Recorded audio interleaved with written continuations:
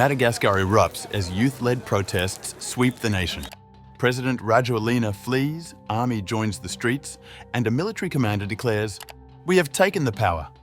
A Gen Z uprising topples a leader. But can this army-led transition deliver real change? Or is Madagascar trapped in a cycle of chaos?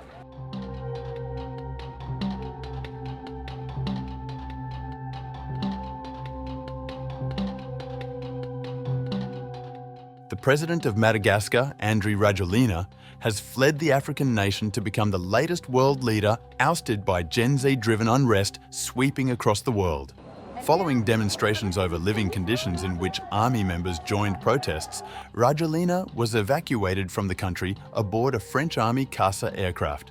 After a deal was struck with French President Emmanuel Macron, Reuters reported, citing French media. Rajoelina was scheduled to deliver a national address on the evening of October 13th, but instead confirmed in a Facebook livestream that he had left for a safe location, though his exact whereabouts remain undisclosed. We have all seen that the crises that have occurred in the country have led to ruin and recession. There have been real plans since 25 September for a coup, an assassination attempt against me. When other African presidents proposed sending military contingents on a peacekeeping mission, I told them that this did not reflect the values of the Malagasy people, and I refused. The protests in Madagascar, which caused the downfall of its president, follow similar youth-led uprisings, including in Nepal and Bangladesh, pointing to a younger generation clamoring for political change that could be felt across the world. The protests began on 25 September, sparked by frustration over water and power outages. But they quickly grew into a national movement against poverty, corruption, and the high cost of living. The demonstrations, largely mobilized online by Gen Z Madagascar, drew tens of thousands and were later joined by civic groups, unions, and finally, the military. Madagascar has a population of about 30 million, 3/4 of whom live in poverty, according to the World Bank. Homes of high-profile politicians were targeted as the unrest spread to other cities, evolving into wider expressions of anger at alleged corruption and poor governance by government officials and their families and associates. Tensions escalated over the weekend when CAPSAT, a powerful administrative military unit with a history of political influence, declared it had assumed control over all armed forces. The unit, instrumental in Rajoelina's rise to power during a 2009 coup, vowed to protect civilians and refused to fire on protesters. As the situation remains volatile, the opposition in Parliament has announced impeachment proceedings. Meanwhile, jubilant crowds in capital Antananarivo marched with soldiers, waving flags and chanting for new leadership. This is very good news for us, for activists, for all Madagascans. It's incredible because 2 weeks ago we were fighting tooth and nail with the military, and today we have won. This announcement deserves a national celebration.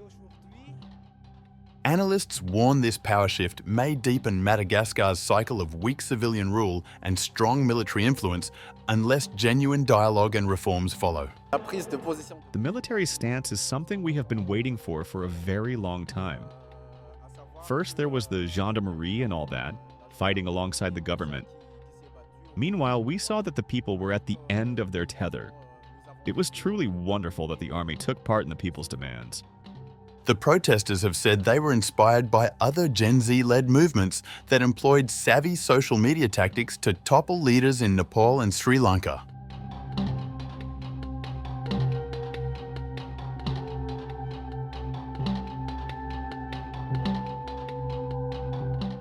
Meanwhile, the military confirmed taking power in the country on October 14th.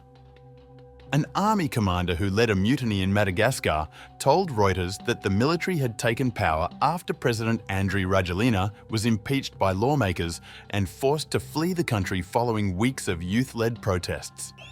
Rajoelina had refused to step down despite escalating Gen Z demonstrations demanding his resignation and widespread defections in the army.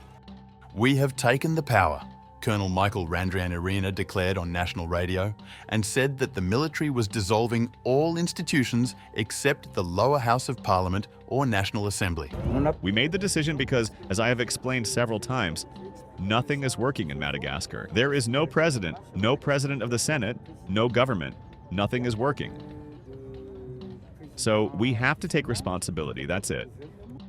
Randrianirina later told reporters that a committee led by the military would rule the country for a period of up to 2 years, alongside a transitional government before organising new elections. Randrianirina, a commander in the elite Capsat army unit that played a key role in Rajoelina's 2009 coup, broke ranks with him last week. Will you hold elections? Of course, in 18 months at the earliest. 24 months at the latest. So this is a transitional government? That's right, yeah. However, in an exclusive BBC interview hours before he seized power, Colonel Michael Randrianirina dismissed Rajoelina's fears that his troops wanted to kill him. It's not true. We have no plan to touch a single hair on the president's head. Who are we to do that? Soldiers are not trained to kill a president. That's the job of mercenaries, not us. We're here to protect the people and the country.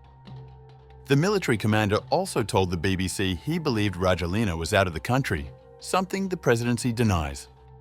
In my opinion, he made the speech outside the territory. I don't think that this speech exists in Madagascar. It doesn't exist. We don't give it any consideration. We do not recognize his speech, that's it. Madagascar's constitutional court named Colonel Michael Randrianirina as the country's new leader, but the president's office insists Rajoelina is still in charge. Lawmakers earlier voted to impeach Rajoelina, which he rejected as null and void.